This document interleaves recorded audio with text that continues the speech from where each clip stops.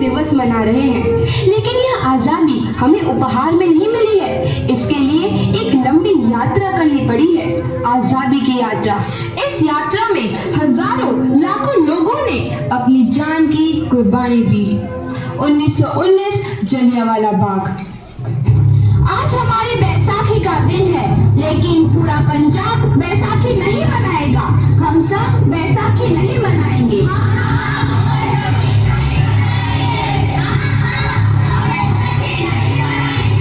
जब तक हम अंग्रेजों को भारत से बाहर नहीं निकाल देते, पूरा पंजाब बैसाखी नहीं मनाएगा। अच्छा, तो तुम सब हमारा विरोध करता है। भाग जाओ यहाँ से, इसका अंजाम बहुत ही बुरा होगा। हम नहीं जाएंगे, तुम लोग जाओगे। हमें नहीं, तुमको भारत से भागना होगा। Soldiers fire!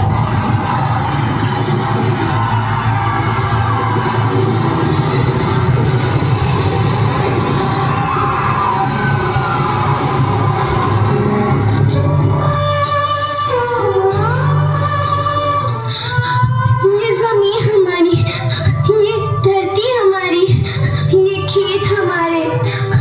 अभी थोड़ी देर पहले हमारी ये फसलें लहरा रही थी, पर इन अंग्रेजों ने हमारी फसलें बर्बाद कर दी। इन अंग्रेजों ने एक ही झटके में इन सब फसलों को काट दिया। अंग्रेजों, तुम्हारे इस अत्याचार से हम डरेंगे नहीं। इस अत्याचार का बदला लेकर रहेंगे। हम आजादी लेकर रहेंगे। जलियांवाला बाग हर हिंदुस्तानी की आंख नम कर गया। इस कांड में कितने मासूमों की आहुति चढ़ गई, इतनी हैवानियत से इंसानियत कत्ल कर दी गई। जलियांवाला बाग के हत्याकांड ने आजादी की आग में घी देने का काम किया। मासूम औरतों, बच्चों की दर्द भरी चीखें और सिसकियां इनकलाब का गूंज बनकर उभरी। लाला लाजपत राय, भगत सिंह, राजगुरु, सुखदेव सरीखे क्रांतिकारियों ने भारत की इस जमीन से विदेशी दरिंदों को निकाल फेंकने के मंसूबे मजबूत कर लिए। 8 अप्रैल 1929 लाला लाजपत राय के नेतृत्व में साइमन कमीशन के खिलाफ एक भारी जुलूस निकाला गया। Simon commission, Simon commission, Simon commission, Simon commission, Simon commission, Simon commission, Simon commission, Simon commission, Simon commission. बेवकूफ इंडियंस, तुमको हमारी बात समझने नहीं आती। Stop this. साइमन कमीशन नहीं मानता। I said stop this. लाला जी, आप आगे बढ़ो, हम आपके साथ हैं। लाला जी, हम बढ़ो, हम आपके साथ हैं। लाला जी, हम बढ़ो, हम आपके साथ हैं।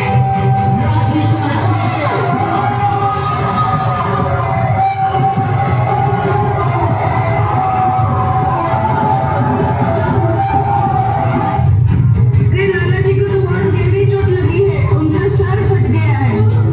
मेरे शरीर में लगी एक एक लाठी अंग्रेजी सरकार के कफन में कील का काम करेगी। ये आजादी की लड़ाई रुकनी नहीं चाहिए। ये जिम्मेदारी मैं तुम सबको सौंप कर जा रहा हूँ। लाला लाजपत राय की दर्दनाक मौत के बाद भगत सिंह, सुखदेव, राजगुरु वतन के इन मतवालों के खून में ऐसा उबाल आया जिसका सामना करना अंग्रेजी सरकार के लिए मुश्किल हो गया। अंग्रेजों को करारा जवाब देने के लिए स्कॉट और सैंडर्स को मारने की रूपरेखा रची गई।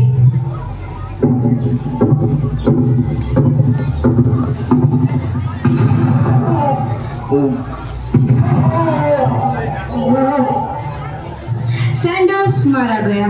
चारों तरफ तहलका मचा था। दीवारों पर लिखा था, लाला जी की मौत का बदला ले लिया गया है। भगत सिंह समेत सभी वहां से फरार हो गए।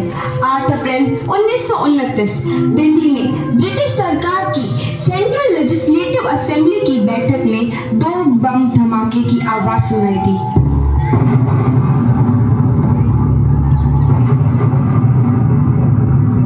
इन धमाकों ने अंग्रेजी हुकूमत को हिला कर रख दिया। इस घटना को अंजाम देने वाले भगत सिंह, राजगुरु और सुखदेव ने अपने आप को अंग्रेजों के हवाले कर दिया। 1930 को अदालत ने अपना फैसला सुनाया। मुलजिम भगत सिंह, मुलजिम राजगुरु, मुलजिम सुखदेव को दफा 121 और दफा 302 के तहत ये अदालत तीनों को मुजरिम करार देती है और इस गुस्ताखी के लिए ये अदालत इन तीनों को सजाए मौत की सजा सुनाती है। सरफरोशी की तमन्ना अब हमारे दिल में है, देखना है जोर कितना बाजुए कातिल में है।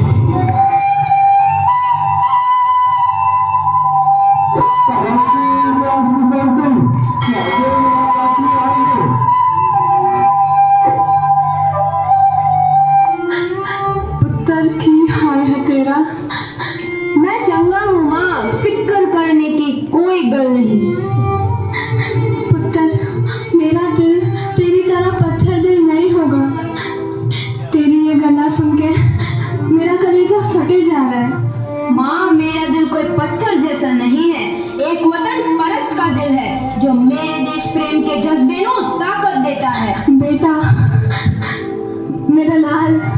माँ, आज मेरी तपस्या पूरी होने जा रही है। जे तू रोई तो मैंने तकलीफ हुई। सोच, तेरा पुत्र आज शादी करने वास्ते जा रहा है। फर्क केवल इतना है, वो घोड़ी पर नहीं फांसी पर चढ़ने वास्ते जा रहा है।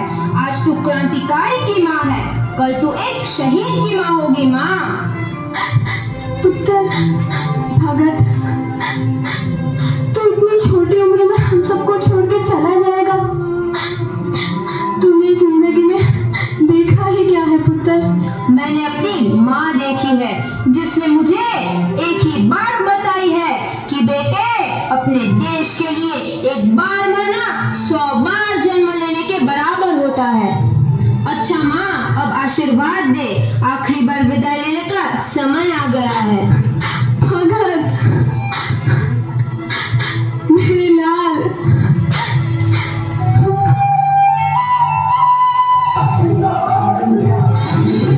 भगत सिंह, तुम्हारी कोई आखिरी ख्वाहिश? हमारे हाथ खोल दिए जाए।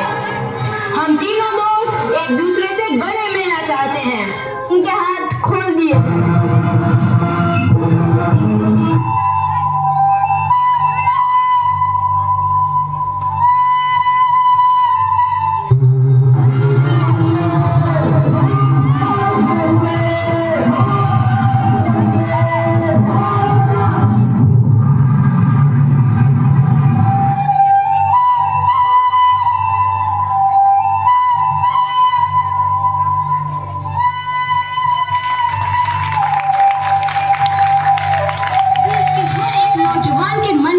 आजादी की नई उमंग लोरे लेने लगी।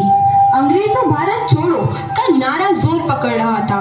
सबने एक आजाद भारत का सपना देखना आरंभ कर दिया था। हर कोई अपने अपने ढंग से इस महायज्ञ में अपनी आहुति दे रहा था। सुभाष चंद्र बोस, रानी लक्ष्मीबाई, तात्या टोपे और मंगल पांडे जैसे शहीदों की कुर्बानी 15 अगस्त 1947 को भारत आजाद